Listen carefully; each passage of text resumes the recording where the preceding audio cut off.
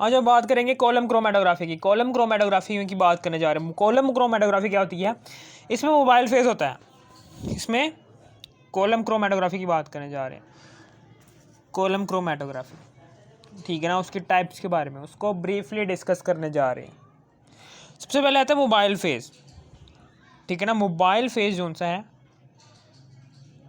यानी कि mobile phase की बिना पर हमने क्रोमेटोग्राफी की दो इकसाम बनाई हैं। एक तो एड्जॉर्प्शन क्रोमेटोग्राफी होती है और एक पार्टीशन क्रोमेटोग्राफी होती है। एड्जॉर्प्शन क्रोमेटोग्राफी होती है द टाइप ऑफ क्रोमेटोग्राफी, एक ऐसी टाइप होती है क्रोमेटोग्राफी की कि जिसमें इन विच स्टेशनरी फेज जो सा होता है वो सॉलिड होता है। जिसमें स्टेशनरी फेज क्या होता है? सॉलिड होता है। एड्जॉर्प्शन में जो सा स्टेशनरी फेज होता है, जो सा मूवेबल नहीं होता। स्टेशनरी फेज क्या होता है कि जो क्रोमेटोग्राफी के दौरान मूवेबल ना हो, हरकत ना करे, फिक्स रहे अपनी जगह पर, उस सब्सटेंस को कहते हैं वो क्या है? वो सब स्टेशनरी फेज है। स्टेशनरी फेज यहाँ पर एग्जांपल है जी इसकी, सिलिका जेल, एलुमिना और मैग्नीशिया, ये है जी एग्जांपल्स इसकी। फिर उसके बाद एड्जॉर्प्शन क्रोमेटोग्राफी। एड्जॉर्प्शन क्रोमेटोग्राफी है। एड्जॉर्प्शन क्रोमेटोग्राफी की बात कर ली हमने। पार्टीशन क्रोमेटोग्राफी की अब हम बात करने जा रहे हैं कि इसमें अगर स्टेशनरी फेज क्या है? सॉलिड है, तो पार्टीशन में स्टेशनरी फेज क्या होगा? लिक्विड होगा। The type of chromatography in which stationary phase is liquid.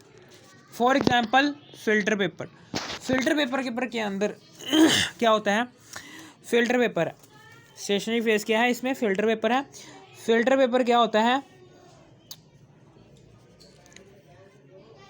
ये इसका जूम करके मैं दिखा रहा हूँ आपको। ये फिल्टर पेपर है। फिल्टर पेपर के अंदर ही ये सेलुलोज के फाइबर्स होते हैं, ऐसे करके।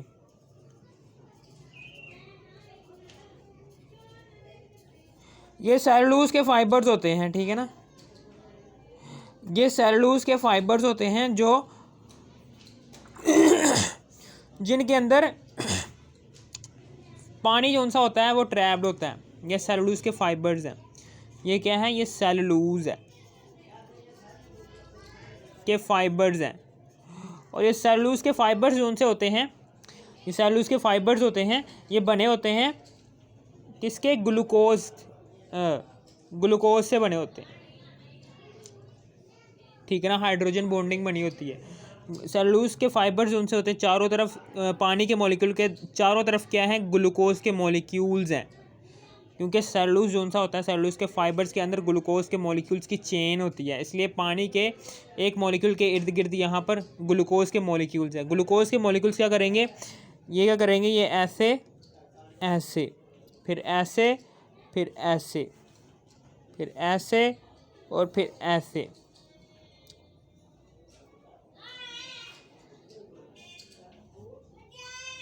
ठीक है ना। यहाँ पर अब हम H और OH, इधर भी OH, इधर H, इधर OH, इधर H, इधर OH, इधर H, इधर H और नीचे OH। यहाँ पर क्या होता है? ये हाइड्रोक्सल ग्रुप जो सा होता है ग्लूकोज का, ये ग्लूकोज का हाइड्रोक्सल ग्रुप मैं बनाकर दिखा रहा हूँ। ये है जी hydroxyl group. Partial negative, partial positive charge इधर, पार्शल नेगेटिव चार्ज इधर, ठीक है ना। पानी के मॉलिक्यूल जो सा पानी का मॉलिक्यूल ये ट्रैप्ड है, उसके साथ ये हाइड्रोजन बॉन्डिंग बना रहा होता है ऐसे, यानी कि पार्शल पॉजिटिव और पार्शल नेगेटिव। ये पार्शल पॉजिटिव क्या करेगा? इस पार्शल ऑक्सीजन के पार्शल नेगेटिव की तरफ एक हाइड्रोजन बॉन्डिंग बनाएगा। ये बहुत ही स्ट्रॉन्ग फोर्स होती है हाइड्रोजन बॉन्डिंग। ये चारों तरफ से जो उनसे ग्लूकोज के मॉलिक्यूल्स हो रहे हैं, ये पानी के मॉलिक्यूल्स के साथ हाइड्रोजन बॉन्डिंग बनाते हैं, जिसकी वजह से पानी का मॉलिक्यूल बीच में ही फंसा रह जाता है, मूव नहीं करता। इसलिए ऐसा लिक्विड जो मूव ही ना करे, अपनी जगह से हिले ही ना, स्टेशनरी रहे, हम उस लिक्विड को कहते हैं वो क्या है? क्रोमेटोग्राफी। या फिर ऐसी सब्सटेंस जो क्रोमेटोग्राफी के दौरान मूव ही ना करे, हम उसको कहते हैं स्टेशनरी फेज, ठीक है ना। चूँकि यहाँ पानी जो सा है ये एज अ लिक्विड है, पानी एक लिक्विड है, और ये स्टेशनरी फेज जो सा होता है ये मूव नहीं कर रहा पूरी क्रोमेटोग्राफी में, फिल्टर पेपर के अंदर जो सा पानी है फंसा हुआ है, ट्रैप्ड है बिटवीन ग्लूकोज के मॉलिक्यूल्स, क्योंकि हाइड्रोजन बॉन्डिंग बनी हुई है ग्लूकोज के मॉलिक्यूल्स और पानी के मॉलिक्यूल के दरमियान, इसलिए ट्रैप्ड है, फंसा हुआ है, इसलिए हम इसको as a stationary phase use करेंगे इन पार्टीशन क्रोमेटोग्राफी। समझ आ गई आपको? ये था कुछ थोड़ा सा टॉपिक। फिर उसके बाद अब हम आगे की बात करने जा रहे हैं कि पार्टीशन क्रोमेटोग्राफी क्या होती है। ये नॉर्मल होती है और रिवर्स्ड फेज। पार्टीशन क्रोमेटोग्राफी की दो एग्जाम है, एक होती है नॉर्मल क्रोमेटोग्राफी, एडजॉर्प्शन की बात करेंगे, लेकिन सबसे पहले हम पार्टीशन की बात कर ले। पार्टीशन की बात करेंगे तो नॉर्मल पार्टीशन क्रोमेटोग्राफी भी होती है और एक रिवर्स्ड फेज पार्टीशन क्रोमेटोग्राफी भी होती है। इसमें क्या होता है, इसमें नॉर्मल में क्या होता है कि स्टेशनरी फेज पोलर होता है, जबकि मोबाइल फेज क्या होता है, नॉन पोलर होता है। स्टेशनरी फेज पोलर होता है, जबकि मोबाइल फेज क्या होता है, नॉन पोलर होता है। लेकिन रिवर्स्ड फेज में रिवर्स हो जाता है, इसी का ही उल्ट हो जाता है। यानी कि अगर आपने नॉर्मल में स्टेशनरी फेज पोलर लिया तो रिवर्स्ड में इसका उलट लोगे, स्टेशनरी फेज क्या लोगे, नॉन पोलर लोगे। ठीक है ना। अगर आपने मोबाइल फेज नॉर्मल में नॉन पोलर लिया है तो मोबाइल फेज कौन सा होगा, यहाँ पर पोलर लोगे। हमेशा याद रखना कि स्टेशनरी फेज और mobile phase, stationary phase SP का मतलब क्या है, एसपी का मतलब है स्टेशनरी फेज, एसपी का मतलब क्या है, स्टेशनरी फेज, स्टेशनरी फेज। और एमपी का मतलब क्या है, मोबाइल फेज। हमेशा याद रखना इन दोनों की पोलैरिटी मैच नहीं होनी चाहिए, स्टेशनरी फेज की और मोबाइल फेज की पोलैरिटी मैच नहीं होनी चाहिए। पोलैरिटी मैच होगी तो फिर क्या हो गया, आपके मॉलिक्यूल्स, आपके जो उनसे मिक्सचर के कंपोनेंट्स हैं वो भी आपस में डिस्ट्रीब्यूट नहीं होंगे, अलग अलग नहीं होंगे, वो भी आपस में मिक्सअप हो जाएंगे ड्यूरिंग क्रोमेटोग्राफी। ठीक है ना। पोलैरिटी मैच नहीं होनी चाहिए। अगर स्टेशनरी फेज अगर आपने पोलर ले लिया है तो मोबाइल फेज नॉन पोलर लोगे, अगर आपने स्टेशनरी फेज नॉन पोलर ले लिया तो मोबाइल फेज पोलर लोगे। हमेशा याद रखना। ठीक है ना। और मिक्सचर के कंपोनेंट्स, मिक्सचर के कंपोनेंट्स तभी हल हो अलग अलग होंगे। ठीक है ना, समझ आ गई आपको? यहाँ पर मैं अभी वजह भी बताऊंगा कि कैसे। ठीक है ना। रिवर्स्ड फेज क्रोमेटोग्राफी का भी पता चल गया आपको नॉर्मल में। अब पोलर जोन सा होगा, पोलर सॉल्वेंट्स की बात करने जा रहा हूँ कि पोलर जोन से स्टेशनरी फेज आप पोलर लोगे और स्टेशनरी फेज यहाँ पर जोन सा पोलर लोगे और मोबाइल फेज जोन सा यहाँ पर पोलर लोगे। इन दोनों की एग्जांपल्स के बारे में डिस्कस करने जा रहा हूँ कि पोलर जोन सा होता है, आप पोलर ले सकते हो, पानी भी ले सकते हो, पोलर H2O। ठीक है ना। यहाँ पर मैंने बल्कि लिखी हुई हैं एग्जांपल्स, दोबारा लिखने की कोई ज़रूरत नहीं है। पोलर पानी है, यानी कि फ़िल्टर पेपर के अंदर मौजूद जोन सा पानी, फ़िल्टर पेपर लिख लो। फ़िल्टर पेपर के अंदर जोन सा ट्रैप्ड मॉलिक्यूल है पानी का बिटवीन ग्लूकोज मॉलिक्यूल्स, क्योंकि ग्लूकोज मॉलिक्यूल्स ने पानी के साथ हाइड्रोजन बॉन्डिंग बनाई हुई है, बहुत ही स्ट्रॉन्ग फोर्स होती है हाइड्रोजन बॉन्डिंग, इसलिए पानी का मॉलिक्यूल ट्रैप हो जाता है बिटवीन सेलुलोज के फाइबर्स के दरमियान, इसलिए वो हिलता जुलता नहीं है, फिक्स ही रहता है, इसलिए हम उसे as a stationary phase use करते हैं। ठीक है ना, समझ आ गई है। और चूँकि यहाँ पर स्टेशनरी फेज लिक्विड है, लिक्विड यूज़ कर रहे हैं तो ये पार्टीशन क्रोमेटोग्राफी ही होगी। और मोबाइल फेज नॉन पोलर है, यहाँ पर मोबाइल फेज नॉन पोलर, आप नॉन पोलर ले सकते हो CCl, carbon tetrachloride, hexane, cyclohexane, acetone, ये सारे के सारे क्या हैं, ये नॉन पोलर हैं। फिर इसी तरीके से reversed phase chromatography, reversed phase chromatography जो स्टेशनरी फेज है नॉन पोलर आप इस्तेमाल करते हैं। नॉन पोलर की ये सारी की सारी एग्जाम्पल लिखी हुई है नीचे, CCl4, हेक्सेन, साइक्लोहेक्सेन, एसीटोन। इसी तरीके से मोबाइल फेज जो सा होता है वो पोलर, आप पानी भी यूज़ कर सकते हो।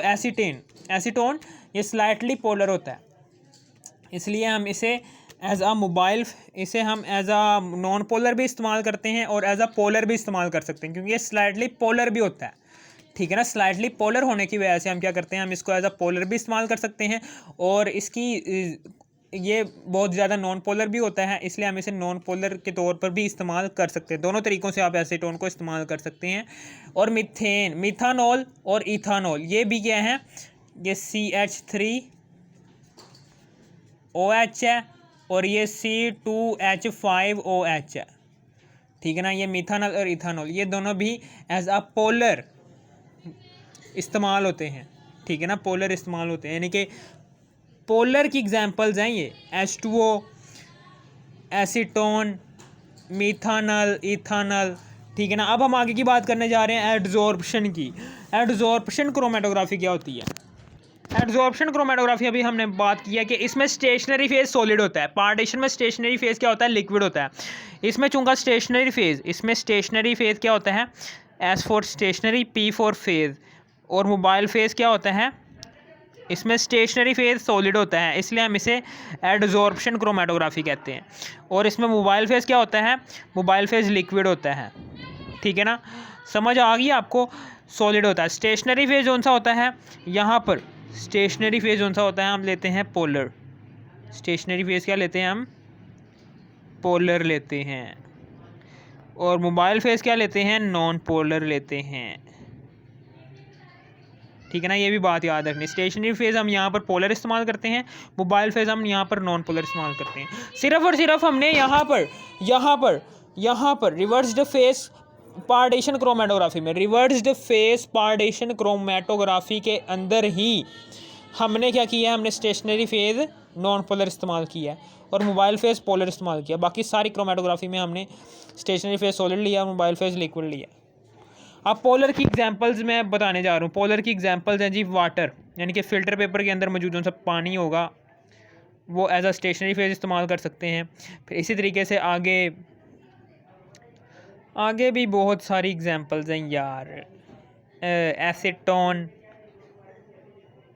एसीटोन, मिथानल, इथानल, ठीक है ना, ये सारी। फिर इसी तरीके से यहाँ पर एलुमिना और मैग्नीशिया और सिलिका जेल, ये सिलिका जेल भी आ गई है। फिर इसी तरीके से आगे बस ये है जी इसकी एग्जांपल्स। और इसी तरीके से नॉन पोलर की एग्जांपल्स हमने यहाँ पर दे देते हैं। CCl4, कार्बन टेट्राक्लोराइड, क्लोरोफॉर्म, और फिर उसके बाद आगे एसीटोन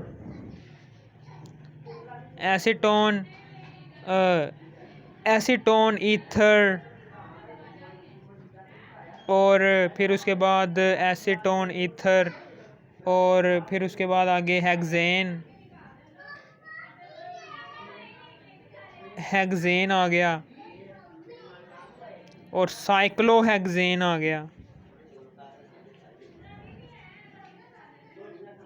हेक्सेन, ठीक है ना, समझ आ गई। यहाँ पर अब हमने हेक्सेन का पता है ना आपको? ये है हेक्सेन, 6 दूनी 12, 13 14, ये है जी हेक्सेन। ठीक है ना, और साइक्लोहेक्सेन ऐसे होता है। साइक्लोहेक्सेन ऐसा होता है, 1 2 3 4 5 6। साइक्लोहेक्सेन ऐसा होता है, CH2 CH2 CH2 CH2 CH2 और CH2। साइक्लोहेक्सेन ऐसा होता है। ठीक है ना, अगर आपको इस वीडियो की ज़रा सी भी समझ आ गई, इस वीडियो कर दो लाइक और subscribe. Thanks for watching me. ठीक है ना, और मैंने आपको एक और बात बतानी थी कि कंपोनेंट्स कैसे अलग होते हैं।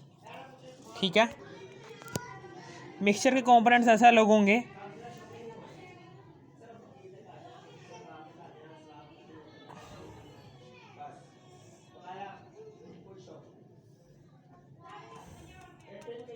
मिक्सचर के कंपोनेंट्स